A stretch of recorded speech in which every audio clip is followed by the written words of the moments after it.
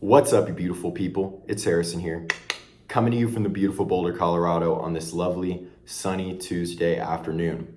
Today I'm going to be talking about depression as it relates to the narcissist. Now, depression relates to the narcissist in a few different ways. First of all, it makes people easier targets for narcissists. Moreover, it also enhances the trauma bond of the narcissist. You see, when you grow up with depression, you're often told that your thoughts are invalid, that you're too negative all the time.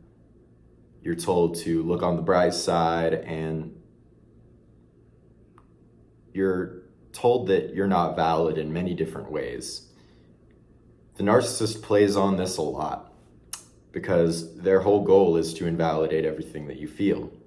So if you open up about your depression, you can expect some kind of blanket advice that sort of answers your question, but doesn't really. If you open up to a narcissist and you tell them that you're depressed, they'll say something along the lines of, get over it. You live in a first world country. How could you feel depressed? Something along those lines. And you get so used to hearing this that you don't really give it a second thought when the narcissist says it, because it's not too dissimilar from what many other people tell you about depression.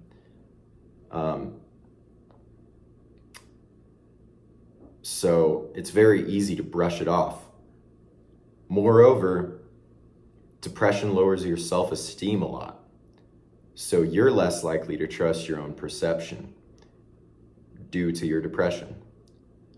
This can make the trauma bond of the narcissist much more effective, because they're able to hide in plain sight, giving a lot of the advice that you're used to hearing.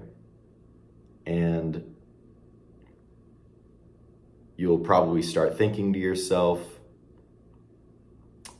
about how grateful you are that this person would even take the time out of their day to even acknowledge your problems or even help you with them. Narcissists often come across as really good listeners, but you need to realize that they're listening for all the wrong reasons. When you start to open up about your depression with the narcissist, you might think that they're listening to you and that they care what you have to say, but it's important to realize that they're listening for the sole purpose of finding more vulnerabilities to latch onto. At the end of the day, that's what it comes down to. Vulnerable people attract narcissists. Moreover, a lot of people with depression have often learned to fawn. Now, fawning is a trauma response when you overextend your kindness to others due to the many instances in your life where your kindness has been disrespected or ignored. So many people with depression don't want other people to feel the darkness inside of them, so they feel this need to overcompensate and be more explicitly nice to people so that they don't have to feel the pain that they are going through. It's sort of a way of overcorrecting for the darkness inside of your own head. It's a trauma response. It is a coping mechanism. It's a defense mechanism. But at the end of the day, the narcissist knows that, and they will play on this in order to enhance the trauma bond that they have with you. So be careful what you tell the narcissist about your depression, because they are always looking for vulnerabilities and they're always looking for soft spots. My best advice is to leave emotions out of conversations with the narcissist, because no matter what you tell them, they are going to find vulnerabilities. Let alone if you open up to them about your depression or some form of mental anguish that you may be experiencing.